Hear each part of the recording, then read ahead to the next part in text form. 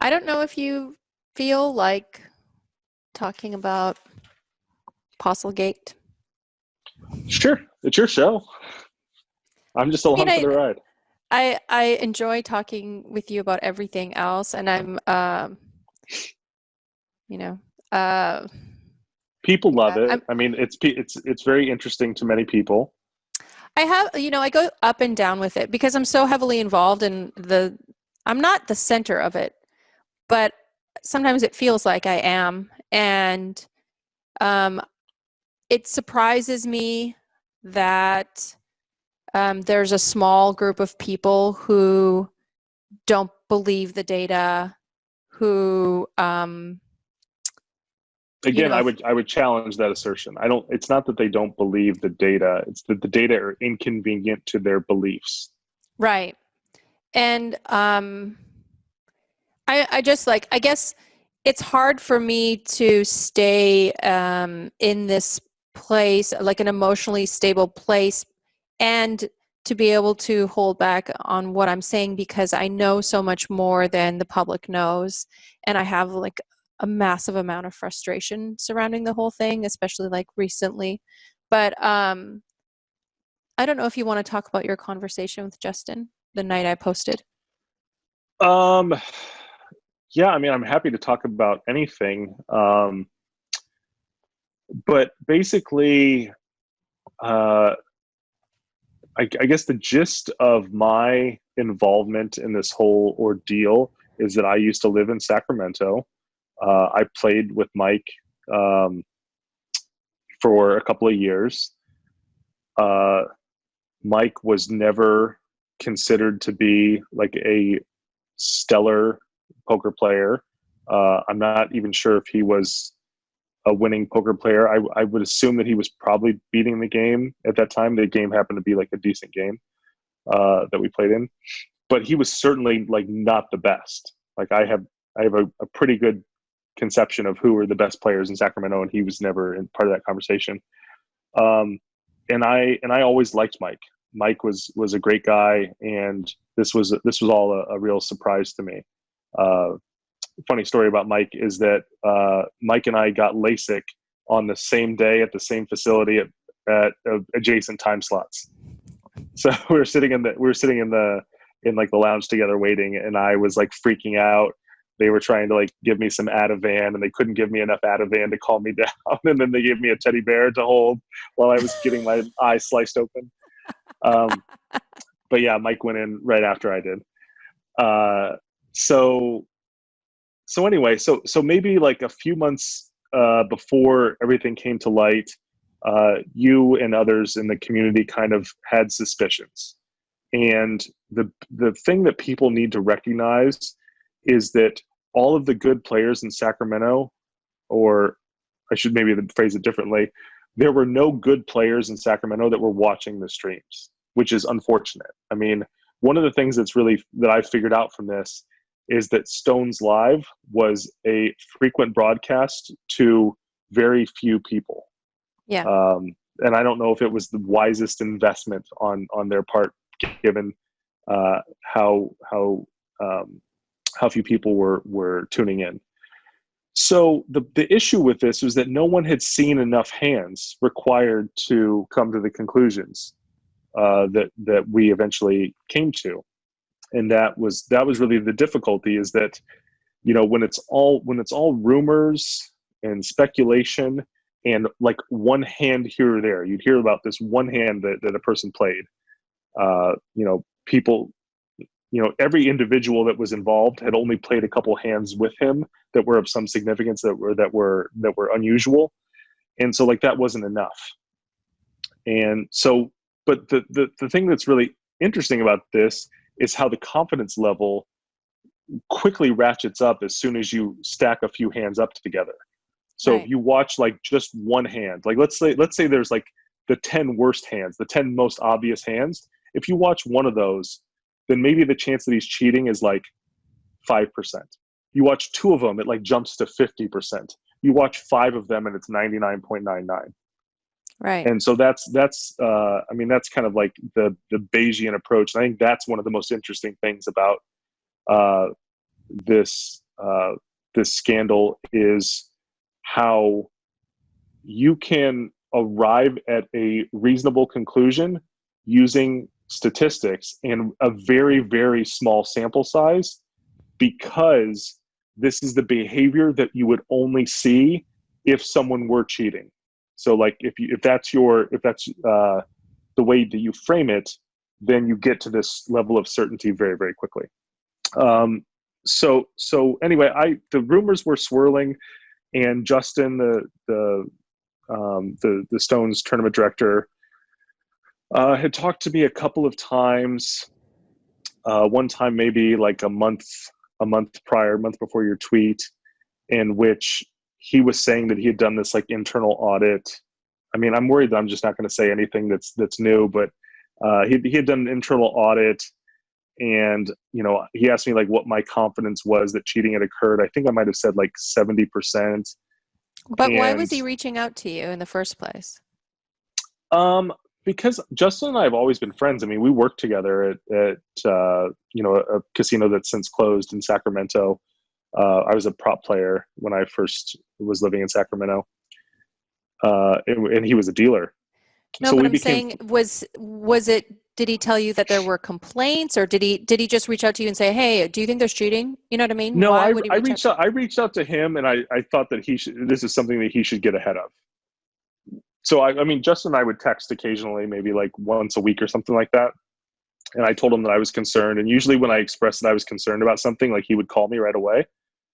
So he called me, and he said that he'd done this internal audit, and he said something that I actually appreciated. And I don't know how this like changes, the likelihood of his involvement or anything, but he actually said that based on what I was saying and my level of confidence, that he said, well, we should probably assume that cheating is occurring. It's just a matter of figuring out who's doing it. So I think he was very much open to cheating occurring. And, in thinking about this since, it's hard for me to imagine someone who's not pathological, which I don't think that he is. It's hard to imagine someone who's not pathological just saying, I think cheating is occurring if you're involved in the cheating. I think you deny. I think you do what Mike has done. That's what I think a cheater does. I think you deny it, until you're blue in the face. So 2 things with that real quick. In one sense, there's no difference at this point between him knowing or being involved and him being just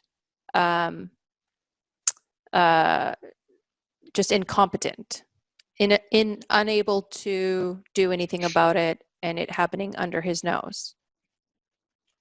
I actually don't see those as being the same, but I think I know what you're getting at. Well, so in the civil suit, from what I understand, whether or not he knew, there were complaints, and it continued to happen, and he didn't do enough about it if he didn't know. And he's incompetent because of that. Right. He's incompetent or negligent or involved. I agree that it's one of those 3. Right. So go on. So he, after that conversation, or is there anything else you want to tell us about that conversation? No, that was really the extent of it.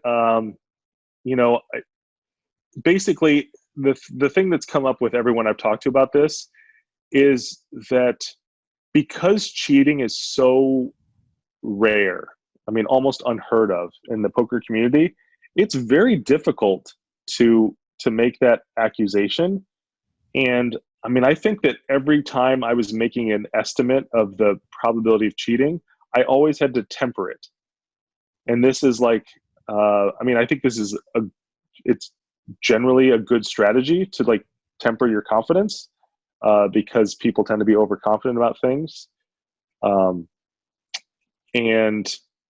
We saw that like a lot of our mutual friends were like, oh, I don't want to rush to judgment, or what if he's innocent? And I get that. I think maybe they took it a little bit too far. But yes, it's really difficult to make that accusation And then I think Justin and I spoke one more time. I think it was the night you tweeted, and he was livid. And then he also, the other thing I remember him saying was that because you had invoked my name in as one of the people who had supported the claim of cheating, that like somehow my name was tarnished or something like that. Anyway, he was crazy. I think either he felt like he was losing Stones Live, or he felt like the jig was up and he was caught. Um, Again, I'm not really sure, which of those it is. I know that like you're pretty confident in his guilt. I don't know if I'm all that interested in trying to figure out which it is. All I know is that anyone who is rational should come to the conclusion that Mike cheated, and that I don't know. This was like I think it's a great opportunity to think about how we come to conclusions, and how we update based on new information. I mean, when it came to light, there were like two camps, and now it's kind of pretty much like everyone on one side and then like two or three people on the other. Right. But it was like somewhat more split at the time, and there were common characteristics that were exhibited by the camp that was slow to come to the same conclusion that we came to, and that was troubling to me. I mean, I immediately jumped to the parallel of politics, that I saw elements of politics and political belief systems that they were taking it on faith. Like, I know this guy, I trust this guy. Therefore, there's no amount of information that will dissuade me from believing him, and that's just impossible to defend. No pun intended. Impossible. I didn't go there. Typically, it's me that's doing the "that's what she said" kind of stuff that you get mad about. So there's nothing original that can be said about this. I mean, I know it's been talked to death, and I was always worried that it was going to become, for a short period of time or maybe a longer period of time, like become your identity. And I just thought that you were so much bigger than this story, that I was worried about that. But then I kind of got upset with you for saying that to me, because you kept saying it to me. And I think that this has nothing to do with it becoming my identity, that there was a huge injustice that happened. And I feel as though if we all forget, it'll all blow away. It'll all get swept under the rug, and nothing will happen and no justice will be served. So I feel like not enough people give a shit, and they may get away with it. Well, let me ask you this. If you were to take a vow of silence, or like there was a gag order where you couldn't talk about it anymore, do you think that the outcome would be any different than if that weren't the case? I mean, don't you think like the lawyer is going to take this and run? So I think that's hard to measure, because I think even small bits of information may help in the long run, and we may not understand now how important a small piece of information will be then. I think also it's important to keep people curious about this, and to keep putting pressure on the DOJ, keep putting pressure on Stones to make sure that they, if they do run the live stream again, that they will keep the integrity of the game as their number one priority.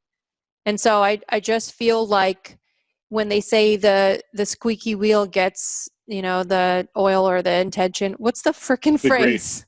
The grease. I'm such a Polak. It's one of those things. Like, I think if we all just stop talking about it and forget about it, no justice will be served. And I think there was a great injustice. And I think, yeah, I'll tell you things like after the camera, after we stop recording, I'll tell you a few more Sure, things. sure. Yeah, I wonder if all possible lessons like have been learned, or like any of the legal proceedings are kind of like are set and are going to be determined by, each party's respective counsel. I also Um, think that not everyone has, so I'm kind of a weirdo. I have these things where some people are motivated by money or status or something, and I'm just like, I really get fed up when an injustice is occurring, and I really want a good outcome for things like this. And because I'm so involved, it just would drive me crazy to think that Mike Postle's out somewhere again, cheating potentially, or doing something scummy again. I'd hate to see any more people fleeced. So I don't know. And the my points might be so micro that maybe they wouldn't make a difference. I think you have the unfortunate position of being like too close to it, and like you're so involved in it on like a deep, visceral, emotional level, and I think that like clouds your judgment. I think you just want to see this through. Like I think you're so invested in it that you want to see it to its conclusion, uh, which is that hopefully like Stones has to pay out money, or like charges are filed, and um, he's prosecuted or something like that, or he never plays poker in California ever again. Whatever it ends up looking like. But I know I support you in like wanting to fight injustice.